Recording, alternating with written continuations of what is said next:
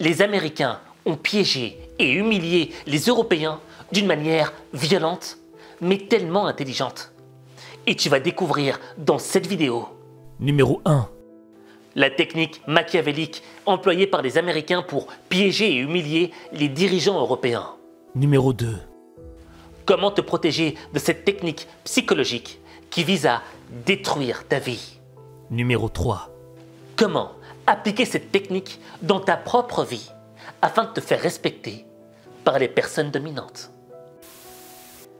Il y a une chose qui est claire, c'est que seul un petit groupe de personnes regardera cette vidéo jusqu'au bout. Et ce sont ces mêmes personnes qui seront le mieux préparées au monde de demain. Tandis que la majorité de la population continuera à subir le monde.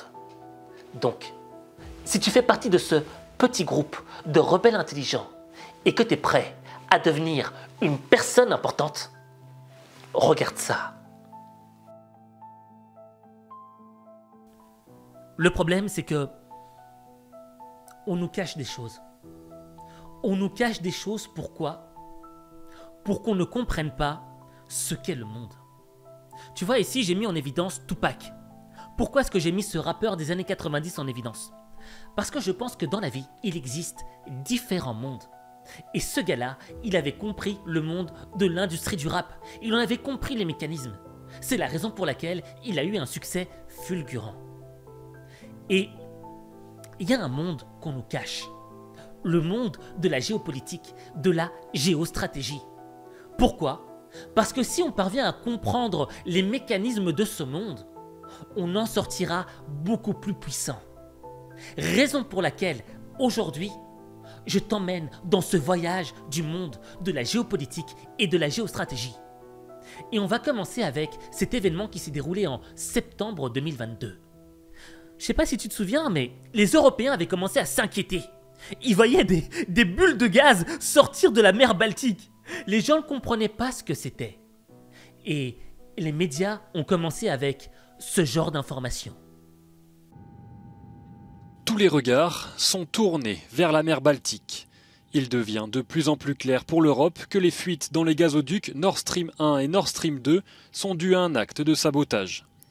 Lundi matin, plusieurs explosions sont enregistrées dans les eaux du Danemark et de la Suède avant que les fuites ne soient détectées. Cet incident survient alors que l'approvisionnement en gaz est un sujet central entre l'Europe et la Russie depuis la guerre en Ukraine. Les 3 fuites sont apparues simultanément à 80 mètres de profondeur sur Nord Stream 2 et à 2 endroits différents sur Nord Stream 1. À l'arrêt, les gazoducs contenaient du gaz pour maintenir la pression. Ce n'est pas un accident. Plusieurs explosions ont été observées en peu de temps sur plusieurs pipelines.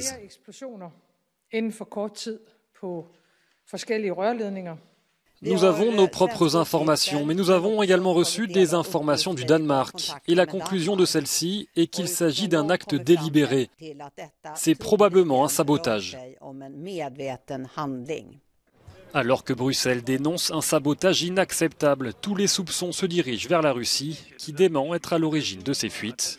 Le Kremlin riposte et annonce l'ouverture d'une enquête pour acte de terrorisme international. C'est marrant, non? Mais dès qu'il y a un coupable, c'est qui qu'on pointe du doigt? Le grand méchant loup, le vilain petit canard, le mouton noir, les Russes. Ce qui m'avait fait marrer, c'est qu'à cette époque-là, les médias cherchaient un coupable. Et le coupable tout désigné, c'était qui? C'était les Russes. Moscou qui a décidé de couper le robinet pour protester contre les sanctions. D'abord, les Russes ont inventé un problème technique, une turbine en panne, et puis le 5 septembre, ils ont finalement dit la vérité. Oui, ils ont bien décidé de fermer le gaz pour protester contre le soutien militaire de l'Europe à l'Ukraine. Depuis cet été, les 2 gazoducs étaient donc fermés, mais éventuellement faciles à remettre en service à la fin de la guerre, par exemple. Sauf que désormais, ils sont troués, ils sont pleins d'eau et sans doute définitivement hors service. En tout cas, leur remise en état coûterait une fortune. Alors la question maintenant, c'est de savoir qui sont les auteurs de ce sabotage. Et c'est effectivement la question et malheureusement, on n'a pas la réponse. L'Ukraine accuse la Russie n'exclut aucune hypothèse. L'Europe parle d'un sabotage mais sans désigner le coupable et les Américains ne veulent pas spéculer. Mais spéculons tout de même un peu. D'abord, on peut exclure une organisation terroriste parce que ces tuyaux se trouvent à une centaine de mètres de profondeur et il faut tout simplement un sous-marin pour les atteindre. Seule une armée, donc un État, est capable de mener une telle opération. Alors ensuite, on peut se demander à qui profite le crime. On sait que les Américains ont tout fait pour s'opposer à la mise en service de ce gazoduc Nord Stream 2. Ils avaient même décidé de sanctionner les entreprises européennes qui participaient à la construction en expliquant que les Européens allaient devenir trop dépendants au gaz russe et accessoirement les Américains préfèrent bien sûr qu'on achète le gaz américain. Sur le papier, Washington a donc un mobile. Sauf que le scénario de l'armée américaine qui viendrait saboter un gazoduc stratégique au cœur de l'Europe, c'est assez inimaginable. En tout cas, les spécialistes du renseignement et les militaires français que j'ai interrogés hier soir ne l'envisagent pas une seule seconde. Et du coup, les regards, ils se tournent vers Moscou. Et oui, si ce n'est pas les Américains, si ce n'est pas un pays européen, parce qu'on ne voit pas lequel aurait intérêt à ce sabotage, on n'imagine pas non plus que l'Ukraine en soit capable. Donc, par déduction, reste qui?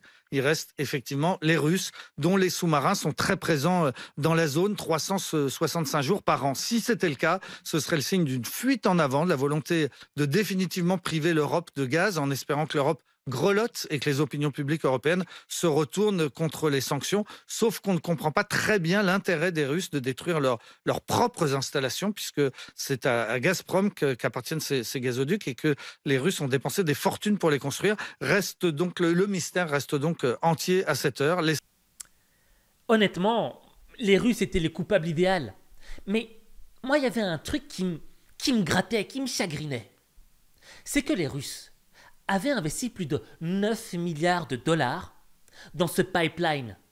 Et je me dis, ce serait se mettre une balle dans le pied que de saboter ton propre pipeline, dans lequel tu as investi tellement d'argent et tellement d'énergie. Et il n'y a pas que moi qui étais perplexe. Tous les experts étaient également perplexes. Est-ce que ce sabotage est un acte de guerre selon vous ? Ce serait un acte de guerre si c'était les Russes qui avaient procédé à ce sabotage. Aujourd'hui, on n'en sait strictement rien. Donc il faut qu'il y ait une enquête qui se mette en place et on verra à ce moment-là ce qui s'est passé. Alors ça peut être un acte de guerre, encore une fois, d'un côté ou de l'autre, mais encore une fois, on n'en a absolument aucune idée. Quel serait l'intérêt des Russes, très franchement? Les Russes disent que les États-Unis, au contraire, eux, livrent beaucoup de gaz liquéfié aux Européens. Elles seraient perdantes dans cette affaire? Justement, à qui profite le crime? Et on voit bien que les Russes n'ont absolument aucun intérêt actuellement, si vous voulez, de faire exploser un pipeline en pleine mer. Alors tout le monde est capable de le faire parce qu'en fait ces pipelines sont en gros à 200 mètres de profondeur. Donc c'est une technologie que les Norvégiens maîtrisent, ou par sous-marin, par tout ce qu'on voudra, etc. Donc aujourd'hui encore n'importe qui peut le faire. Le problème encore une fois c'est la raison, si vous voulez. À qui profite le crime? Quels sont les objectifs? On voit bien que les Russes aujourd'hui sont complètement vent debout sur cette affaire-là et je pense qu'il va y avoir une enquête internationale qui va se mettre en place. Une enquête ce soir pour sabotage aggravé. À qui profite le crime? Je vous pose à votre tour la question. Clairement, ça ne profite pas aux Russes, puisque les coûts sont considérables, et puis ça bloque une des voies d'exportation de gaz russe, Nord Stream 1. Ça ne profite pas, bien entendu, aux Européens. À qui ça profite? Ça profite aux producteurs de gaz naturel liquéfié, parce que l'alternative au gaz russe pour les pays européens, c'est le gaz naturel liquéfié, avec le premier producteur de gaz naturel liquéfié, les États-Unis. Mais donc ça pourrait être les États-Unis selon vous? Je ne l'ai pas dit, je dis simplement que les États-Unis, les producteurs de gaz naturel liquéfié, les États-Unis et le Qatar notamment, profitent en fait de la situation. Bref, comme tu l'as vu, les experts semblaient perdus. Ils comprenaient pas. Mais pourquoi la Russie aurait fait ça? C'est se mettre une balle dans le pied, ça sert à rien, c'est idiot. Et pourtant, il existe un coupable. Mais pour découvrir qui est le réel coupable, il faut d'abord déterminer à qui profite le crime. Il n'y a pas longtemps, il y a un homme, un vieil homme, qui a révélé savoir qui était à la base de ce sabotage. Cet homme s'appelle Seymour Hersh. Seymour Hersh, c'est un journaliste, de pointure internationale. Il a reçu même un prix des journalistes J'ai oublié le nom du prix, mais si tu le sais, dis-le moi en commentaire, d'accord? Et ce gars-là a affirmé que les vrais coupables n'étaient pas les Russes, mais plutôt les Américains. Bonjour Vincent. Bonjour Dimitri, bonjour à tous. Vincent, vous revenez sur les accusations portées par le journaliste américain Seymour Hersh. Il prétend, dans un long papier publié sur son blog, que c'est Joe Biden qui a ordonné le sabotage des gazoducs Nord Stream 1 et 2. Oui, c'est une enquête qui tombe comme un caillou dans l'eau. Elle ne fait pas de vagues, pas de scandale, aucun débat. Seymour Hersh prétend que la Maison-Blanche a manigancé le sabotage de Nord Stream avant l'invasion de l'Ukraine, qu'elle a contourné le contrôle parlementaire, que le gazoduc a été piégé dès le mois de juin sous couvert d'un exercice de l'OTAN, etc., etc. Le porte-parole du Conseil de sécurité nationale a dit que c'était totalement faux. Celui de la CIA que c'était absolument faux. Les journaux new-yorkais ont renchéri parce que Seymour Hersh ne cite qu'une source anonyme. Et c'est vrai que le papier aurait été plus fort avec la photo d'un plongeur de la base de Floride racontant ses exploits. Sauf que dans le monde du secret, on fait du off, pas du show-off. En Europe, les journaux se sont alignés. Ils ont présenté Seymour Hersh avec des pincettes comme un journaliste prestigieux et controversé. Sa fiche Wikipédia s'est enrichie d'un mot infamant, complotiste. Oui, Seymour Hersh est pourtant, Vincent, un enquêteur de légende. Il a eu le prix Pulitzer, des tas d'autres pour ses scoops. Cette fois, il dérange, il fait le jeu des Russes. Mais en 69, la révélation qu'une unité de GI avait massacré et violé 500 villageois du Vietnam avait beaucoup dérangé, à tel point que les médias s'étaient auto-censurés pendant un an. La photo des Irakiens détenus à Abu Ghraib, notamment celle d'un homme nu à quatre pattes, tenu en laisse par une femme, la cigarette aux lèvres, avait aussi dérangé. On savait depuis des mois que les prisonniers étaient traités comme des animaux, mais le voir dans les pages du New Yorker est autre chose. Et Seymour Hersh avait révélé l'existence du programme de torture approuvé par le secrétaire d'État en personne. Son enquête sur la mort d'Oussama Ben Laden dérange encore parce que on préfère le récit édifiant qu'a popularisé Hollywood. Et le pire, il a osé dire que ce sont des groupes islamistes soutenus par la Turquie qui avaient utilisé à la Ghouta en Syrie des armes chimiques et non pas le régime de Bachar el-Assad. À 85 ans, Seymour Hersh est un délinquant médiatique endurci. Il est la cible de cette haine vigilante qu'on appelle la confraternité. Le paradoxe, c'est que la presse lui tourne le dos alors que dans les allées du pouvoir, on prend son enquête très au sérieux. Oui, et surtout quand il dit que ce sont les Américains et non les Russes qui ont saboté Nord Stream. Il y a 3 raisons objectives. La première, c'est à qui profite le crime. La deuxième, Joe Biden a annoncé en février qu'il le ferait. Et la troisième, c'est l'enquête qui piétine. Celle des Suédois, celle des Danois, celle de l'OTAN. Quant aux Allemands, ils ont finalement annoncé qu'ils ne communiqueraient pas leurs conclusions. Après 4 mois de travail, les enquêteurs ont trouvé des traces explosifs et conclu qu'il y a eu un sabotage. C'est comme un médecin légiste qui, après une longue autopsie, conclurait que le mort ne respire plus. Le Washington Post, encore lui, a dû avouer à la veille de Noël qu'il n'y avait aucune preuve de la responsabilité de la Russie et que de nombreux dirigeants étrangers en doutaient. Sur la scène de crime, les enquêteurs n'ont cherché qu'un seul cadavre, une bouteille de vodka, et ils ne l'ont même pas trouvé. À la signature Europe 1, merci Vincent Hervouet. Ce que je trouve encore marrant, c'est que dès que tu dis des vérités qui dérangent, dès que tu vas à l'encontre de la doxa, dès que tu vas à l'encontre des médias, des informations des médias mainstream, tu finis par devenir un complotiste. Et le gars là, qui a 85 ans, qui a plus rien à perdre, qui est une pointure dans son domaine, retrouve dans son Wikipédia le mot complotiste. Et là, je me pose une question. Pourquoi ce mec, qui a plus rien à perdre, dirait que les Russes sont innocents et que les réels coupables dans cette histoire sont les Américains? Et là, je me suis posé une question existentielle. Pourquoi?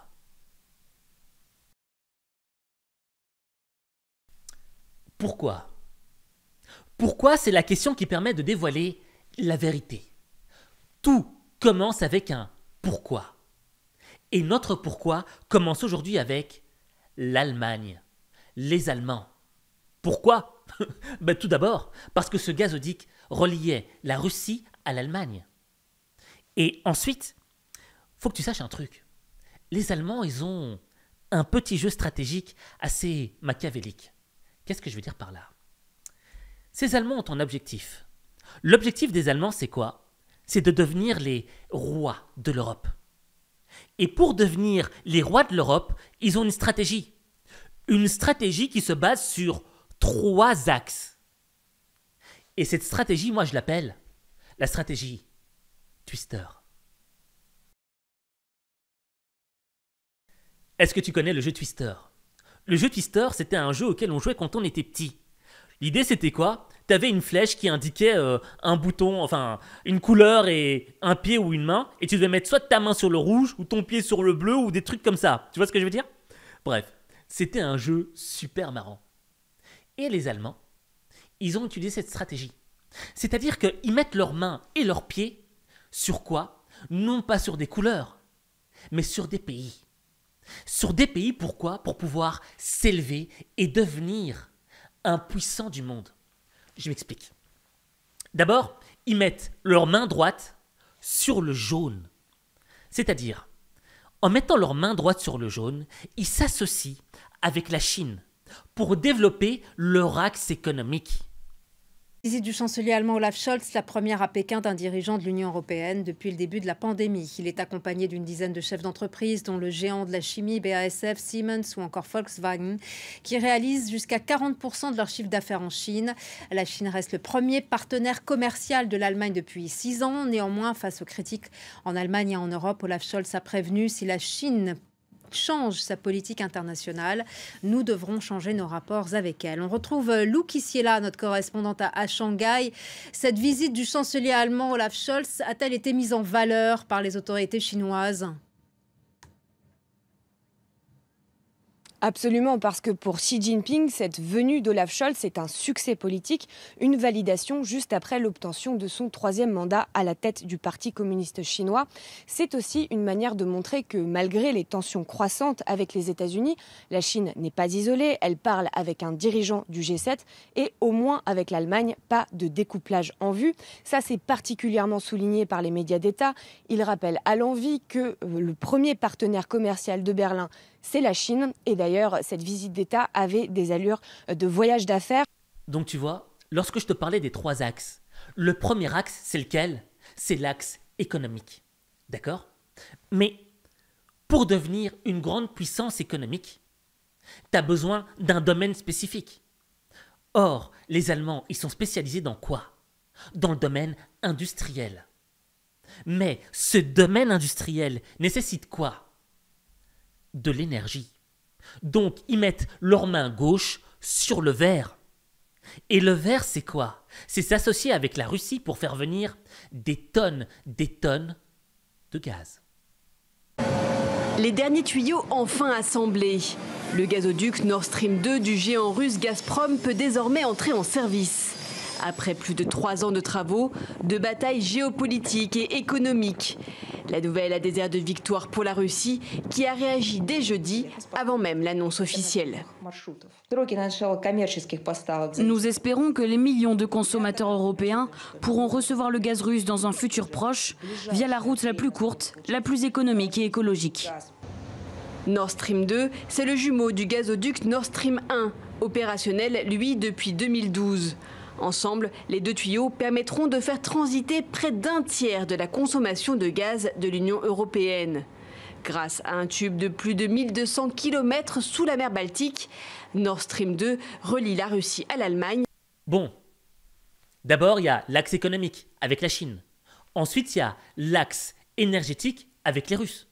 Mais pour faire partie des grands de ce monde, tu as besoin de développer un 3e axe, l'axe de la défense. C'est la raison pour laquelle les Allemands ont intégré l'OTAN. Mais ils l'ont fait de manière machiavélique. Pourquoi? Vu que tu as ton axe économique et ton axe énergétique, ça te coûte de l'argent. Donc, tu as besoin de faire des économies. Mais en intégrant l'OTAN, tu n'as pas besoin de mettre beaucoup d'argent. Et tu sais que s'il y a un pays tiers qui essaye de t'attaquer, les États-Unis et les autres grosses puissances viendront pour te protéger. Et ça a foutu la haine à Trump. et puis la Pologne, et puis la France n'en est vraiment pas loin et promet d'être aux 2% en 2025. Il y a les pays baltes aussi qui ont fait un effort tout simplement parce qu'ils se sentent menacés par la Russie, mais les autres, ça fait une quinzaine, ils en sont loin, et notamment, et là on en vient à l'Allemagne, l'Allemagne dépense à peine un peu plus de 1% de son PIB en matière de défense, d'où la charge très violente de Donald Trump qui dit à Angela Merkel, vous préférez enrichir la Russie, puisque les Allemands achètent beaucoup de gaz à la Russie, plutôt que de participer à cet effort commun. Et Angela Merkel a déjà répliqué en disant, en gros, vous êtes gentil, elle ne l'a pas dit, mais ça voulait dire ça, mais l'Allemagne prend ses décisions de manière indépendante, donc on voit une ambiance garantie, et l'entrevue qui va avoir lieu effectivement entre Angela Merkel et Donald Trump s'annonce un peu musclé, on va dire. Trump, c'est un businessman, et il a compris ce jeu, et il n'a pas envie d'être le dindon de la farce. Mais en parlant de dindon de la farce, il y a un axe invisible parmi les 3 axes dont je t'ai parlé. C'est le pied gauche sur le bleu. Qu'est-ce que je veux dire par là ? Tu vois, les Français ont souvent tendance dans les médias à parler de couple franco-allemand. Or, les Allemands, ils parlent jamais de couple franco-allemand. Ils en ont rien à faire. Au fait, l'Europe pour eux, c'est quoi ? C'est juste un marchepied, tu vois ? Un marchepied sur lequel ils vont pouvoir s'élever un peu plus haut afin de devenir les rois de l'Europe. Le chancelier allemand se rend cette semaine en Chine. Mais ce déplacement d'Olaf Scholz à Pékin est décrié car cette visite intervient à un moment où l'Union européenne songe à réduire sa dépendance à l'égard de certains pays, comme la Chine, qui est décrite par l'Union européenne comme un partenaire et un rival systémique. Mais certains parlementaires nationaux en Europe s'interrogent sur le calendrier de ce déplacement. Si l'Ukraine nous a appris quelque chose, c'est que nous sommes plus forts lorsque nous agissons en Européens, lorsque nous sommes unis, lorsque les 27 parlent ensemble d'une même voix. Et cela ne va pas se produire si Olaf Scholz se déplace de son côté pour représenter son pays. C'est vraiment regrettable. La Commission européenne demande aux États membres de ne pas faire preuve de naïveté à propos des investissements chinois dans les infrastructures critiques en Europe. L'avertissement semble directement adressé au chancelier allemand. Berlin a donné son autorisation à Pékin d'acheter des parts du port de Hambourg, l'une des principales portes d'entrée commerciales sur le continent. L'Allemagne dit vouloir chercher à renforcer les relations entre l'Union et Pékin, mais certains alliés d'Olaf Scholz voient dans son déplacement la défense d'intérêts nationaux plutôt qu'européens. Le général de Gaulle disait « Il n'y a pas de pays amis, il n'y a pas de pays frères, il n'y a que des intérêts. » Et les Allemands l'ont très bien compris, raison pour laquelle ils la jouent solo, et raison pour laquelle les autres pays européens sont en train de chialer. Parce que les Allemands savent qu'ils ont un potentiel industriel, et que s'ils développent ce potentiel, ils feront partie de la cour des grands, Chine, États-Unis. Bref, on devra les respecter. Or, s'ils commencent à attendre que les Européens se développent en même temps qu'eux, ils savent qu'ils n'y arriveront jamais. C'est pour ça que la Commission européenne joue très souvent en faveur des Allemands. Stratégie extrêmement intelligente. Mais il y a un mais. Je t'explique pourquoi. Tu vois, au niveau des gazoducs, il en existe plusieurs. Plusieurs gazoducs qui acheminent le gaz de la Russie vers l'Allemagne. Tout d'abord, tu as le gazoduc Yamal qui traverse la Pologne. Ensuite, tu as le gazoduc Fraternité, Brotherhood, qui traverse l'Ukraine. Et c'est quoi le problème avec ces 2 gazoducs ? C'est que, vu que ces pipelines passent par ces pays-là, eh bien, faut payer des royalties. Faut donner un gaz qui coûte un petit peu moins cher. Et en plus, tu dépends de la bonne volonté de ces pays-là. Donc, stratégiquement et économiquement, ça voulait pas sortir. C'est pas intéressant pour les Allemands. Et les Allemands ont dit aux Russes, écoutez les gars, j'ai une bonne idée où on va se faire vraiment beaucoup de fric. L'idée c'est quoi ? C'est de construire 2 gazoducs, Nord Stream 1 et Nord Stream 2, qui vont passer par la mer Baltique dans les eaux internationales. Et en faisant ça, on évite de payer des royalties aux Ukrainiens et aux Polonais. Pourquoi? Parce que les royalties, ça se mesure en milliards de dollars. Donc, les Allemands perdent des milliards d'argent. Or, avec cette solution-là, c'est ultra bénéf. Pourquoi? Tout d'abord, au niveau des royalties, les Allemands vont faire 50-50 avec les Russes. Et deuxièmement, lorsque ce gaz va arriver en Allemagne, ce seront les Allemands qui seront le hub qui va distribuer le gaz vers tous les autres pays européens. Super malin. Ce qui consolide encore une fois leur statut de roi d'Europe. C'est moi qui te distribue l'énergie. Celui qui détient l'énergie détient le pouvoir. Deuxièmement, ça va être bénéfique pour eux dans le sens où ça va pouvoir alimenter leur industrie. Cette énergie, ce gaz bon marché va leur permettre de développer leur économie. Donc, les Allemands gagnent sur tous les tableaux. Stratégie extrêmement maligne. Mais, comme je te l'avais dit, il y a un mais. Mais. C'est quoi ce mais? Ce mais, c'est quelque chose de puissant. C'est les Américains. Faut pas jouer avec les Américains. Tu vois, les Américains, ils voient ça. Et ça leur plaît pas. Pourquoi? Je sais pas si tu le sais, mais les Américains sont les premiers producteurs d'hydrocarbures en 2018. Et encore aujourd'hui, ils font partie des premiers, d'accord? Que ce soit en termes de pétrole ou en termes de gaz naturel. Et quand tu regardes ce graphique, qu'est-ce que tu vois? Ils sont en concurrence directe avec les Russes. Donc, il y a un truc qui me gratte si je suis américain. Moi, je fais partie de l'OTAN. Moi, je donne 50% de budget à l'OTAN. Toi, Allemand, tu donnes même pas 1% de ton PIB. Et je suis censé te protéger contre t'attaque. Par contre, t'achètes pas mon gaz de schiste. Même si mon gaz de schiste est très mauvais écologiquement, j'en ai rien à foutre, tu vois. Je veux que tu m'achètes mon gaz pour que tu me payes la protection que je t'apporte. Et donc, tu vois, les Allemands ont voulu la jouer malin.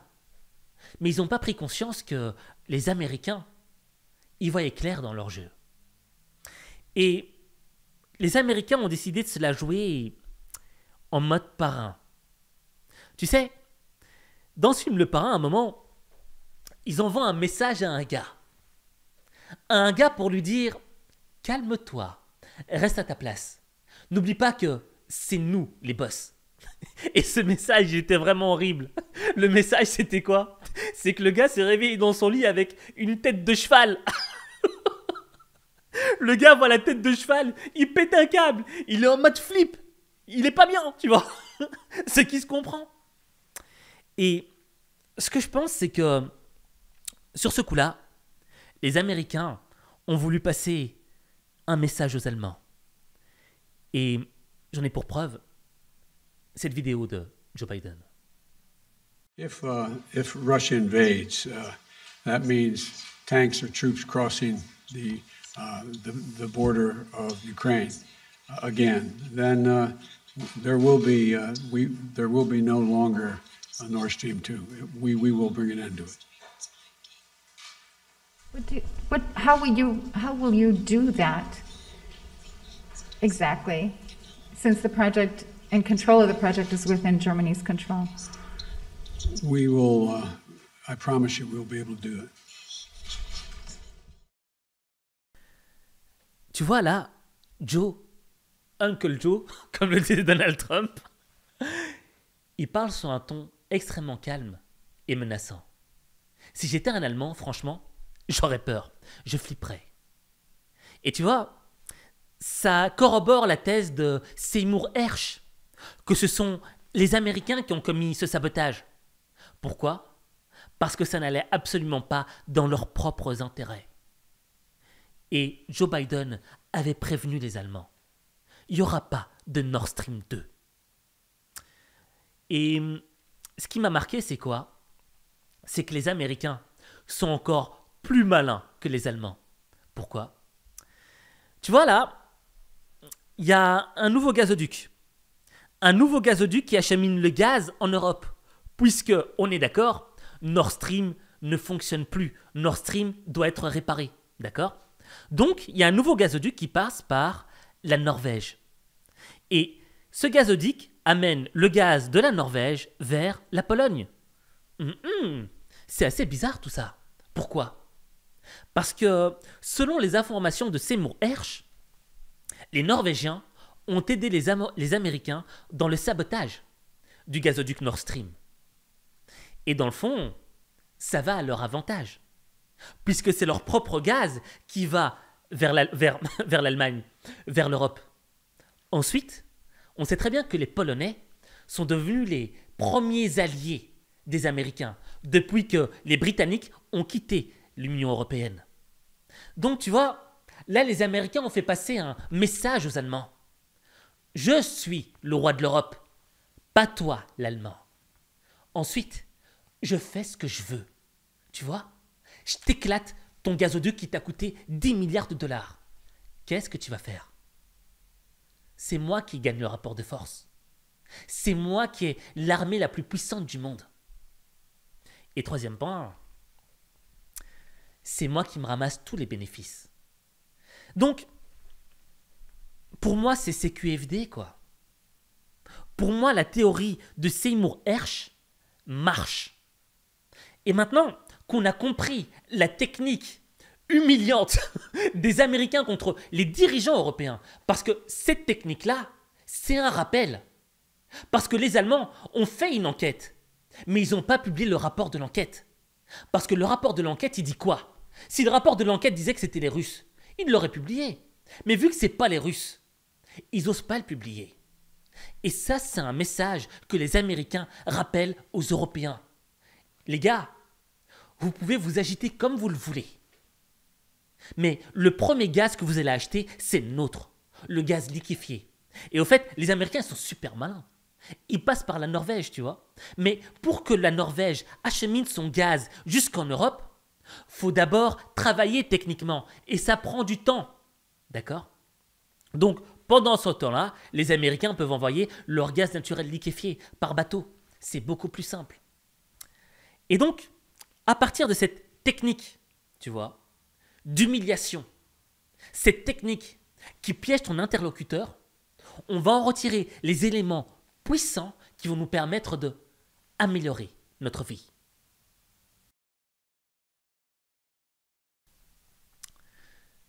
Petite question, petit jeu.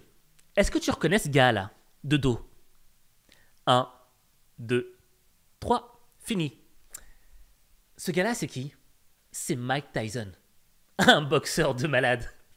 Un boxeur qui parfois, je me dis, est-ce qu'il est bien dans sa tête ou pas, tu vois? Il a mordu l'oreille d'un de ses adversaires un jour.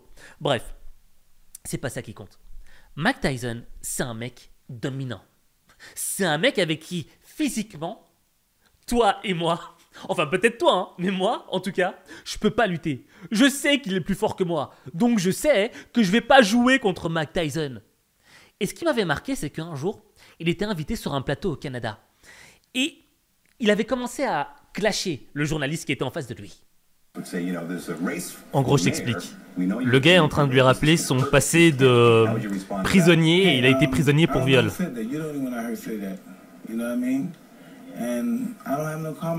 Et là, Mike Tyson dit qu'il n'a pas de commentaire par rapport à son passé et que c'est des critiques négatives et qu'il ne veut pas de négativité, quoi. On ne peut plus rien faire là-dessus. Et là, t'as son collaborateur qui est en train de parler, mais tu sens que Mike Tyson est en train de s'énerver. Regarde son regard. Et là, il est en train de lui dire, c'est bizarre parce que tu fais le mec sympa, mais t'es vraiment une grosse merde. Et le mec lui dit, hey, je suis en train de faire on est en train de faire une émission de télévision là, s'il te plaît. Et Mike Tyson lui fait, mais j'en ai rien à faire, qu'est-ce que tu vas faire?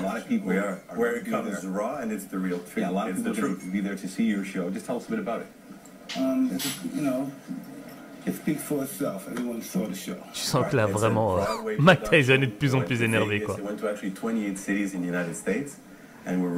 On regarde son regard là, c'est pas bon, Mike, c'est pas bon.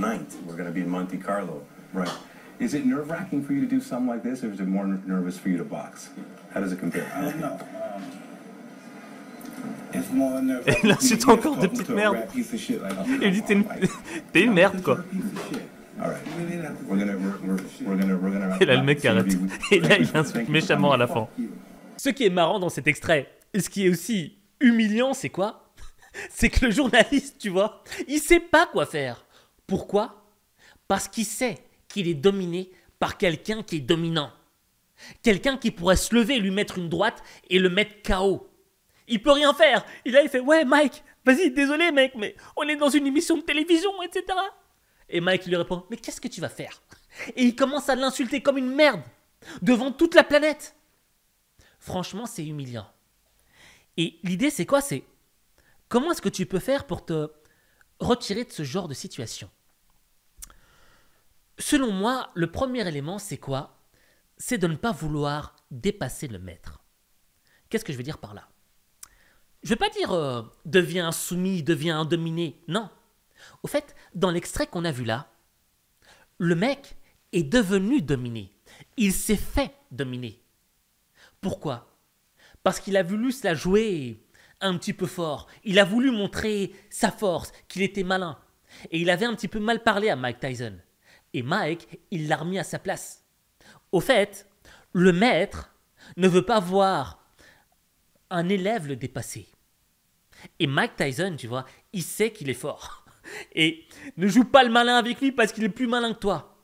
Et c'est exactement ce qui s'est passé entre l'Allemagne et les États-Unis. Tu vois, les Allemands ont voulu se montrer, se la jouer, montrer qu'ils étaient également puissants. Et là, les États-Unis ne l'ont pas accepté. Les États-Unis ne peuvent pas accepter que les Allemands les dépassent, que les Allemands soient leur égaux. Donc, ils les ont remis à leur place. Et l'idée, c'est quoi? C'est de la jouer un petit peu comme Ben Gourion. Tu connais David Ben Gourion? Non? Écoute, David Ben Gourion, qu'est-ce qu'il voulait faire? En post-guerre mondiale, tu vois, le gars s'était dit l'arme nucléaire, c'est une arme de malade. Pourquoi? Parce que quand tu as une arme nucléaire, il n'y a aucun autre pays qui peut t'attaquer. Tu es protégé.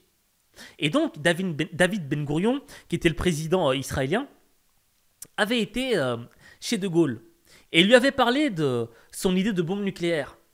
De Gaulle a pété un câble et il lui a dit « Jamais, jamais vous n'aurez la bombe nucléaire ». Ensuite, il a été vers Kennedy, président des États-Unis. Même réponse, jamais. Et tu n'as même pas intérêt à y penser, à y repenser. Donc tu vois, David Ben Gourion, il avait compris que ses adversaires, enfin, ses alliés, d'accord, qui étaient beaucoup plus dominants que lui, qui étaient beaucoup plus puissants que lui, ne voulaient pas voir son pays, tu vois, devenir puissant. Parce qu'à partir du moment où tu as l'arme nucléaire, il n'y a plus personne qui peut rien te faire. Regarde la Corée du Nord. La Corée du Nord, c'est un des seuls pays qui insulte les Américains. Regarde le Pakistan, tu vois. Ben Laden était au Pakistan. Et pourtant, les Américains n'ont rien fait. Alors qu'ils soupçonnaient les Irakiens d'être des alliés de Ben Laden. Et là, ils sont partis. La différence entre l'Irak et le Pakistan, c'était quoi? C'était l'arme nucléaire. Donc, tous les pays sont conscients que s'ils ont l'arme nucléaire, personne ne peut rien leur faire. Et donc, le gars, il a utilisé une technique extrêmement astucieuse. Tout d'abord, il n'a pas voulu montrer sa force face à ses adversaires. Il se la masquait. Ensuite, il en a parlé une fois de ses projets, de ses intentions. Et quand il a compris que ça faisait peur à son adversaire, il s'est tu. Et il l'a fait en ce que j'appelle stummeling. Stummeling, c'est un mot belge, tu vois. Enfin, je crois que c'est belge, tu vois. Ça veut dire, tu fais le truc en cachette. T'en parles pas. T'en parles pas jusqu'à ce que ce soit fait. Et ensuite, tu peux le montrer et entrer sur la table des puissants. Donc, tu vois, sur le coup, là, les Allemands, tu vois, ils n'auraient pas dû montrer leur jeu en plein jour. Ils auraient dû rester discrets. Et donc, quand tu fais face à une personne dominante, d'accord, ne lui montre jamais que toi aussi tu veux monter, que tu veux être dominant. Ne montre jamais ta force. Ne parle jamais de tes intentions et de tes projets. Fais tout en cachette. Et une fois que c'est fait, là, tu désarmes tes adversaires. Maintenant, tu vas me dire, Aziz, je suis d'accord avec ton slide, mais tu ne nous dis pas tout. Oui, c'est vrai, je ne vous ai pas tout dit. Sur le slide, on voit, il y en a un autre. Ouais, il y en a un autre qui a appliqué cette technique. Et cet autre, c'est qui? C'est la Chine. Franchement, les Chinois, c'était un pays qui était extrêmement pauvre il y a quelques années encore. Tu vois, il y a quelques décennies de cela. Et pourtant, aujourd'hui, ils deviennent la première puissance économique du monde. Comment est-ce qu'ils sont arrivés à ça? Tout d'abord, le premier élément qu'ils ont appliqué, c'est quoi? C'est le Stumeling. Tu vois, c'est je parle pas et j'agis. J'agis en cachette. Je travaille en cachette. D'accord? C'est le premier élément. Et pourquoi cet élément est extrêmement important? Parce que ça te permet de devenir indépendant. Les Chinois, à contrario des Allemands, ils sont indépendants. Ils ont construit leur indépendance. Les Allemands ont voulu s'appuyer sur d'autres nations. Donc, finalement, ils sont devenus dépendants des autres nations. Mais quand tu es dépendant de quelqu'un qui est plus puissant que toi, il te remet à ta place quand il en a envie. Et là, les Américains nous l'ont démontré avec les Européens. Tu vois, les Européens ne peuvent rien faire. C'est les Américains qui mènent la danse. Et les Chinois l'ont compris. Et ils sont partis sur une stratégie où ils se sont dit « Ok les gars, faut qu'on soit dépendant d'aucun autre pays. Faut qu'on construise notre indépendance. Et le meilleur moyen de construire ton indépendance, c'est quoi? C'est de bosser. Il n'y a pas d'autre secret. Travail, travail, travail. Et quand tu commences à travailler à fond, ton indépendance commence à se dessiner petit à petit. Et c'est ce qui est arrivé avec les Chinois. Les Chinois, c'est des bosseurs. Chez les Chinois, il n'y a pas de week-end. Les Chinois, ils bossent partout. Ils n'ont pas de limite. J'étais étonné quand j'étais au Maroc et que j'avais vu un Chinois qui parlait le dialecte marocain. Le dialecte marocain, tu ne l'apprends pas dans les livres. Il n'y a pas de livre pour t'apprendre cette langue. Et le mec le parlait parfaitement.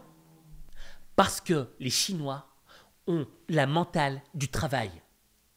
Travailler pour devenir indépendant. Mais il y a un autre élément qu'il faut appliquer également.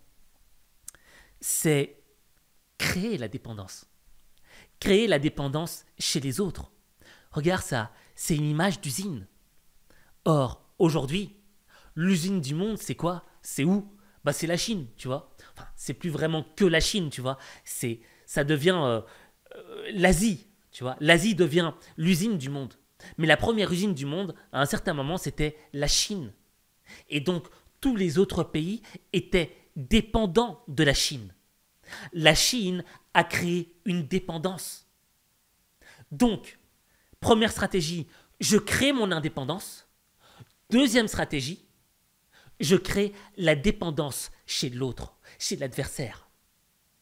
Et quand tu appliques ces deux axes, ces deux piliers, tu deviens de plus en plus puissant, comme la Chine. Et personne ne t'arrête.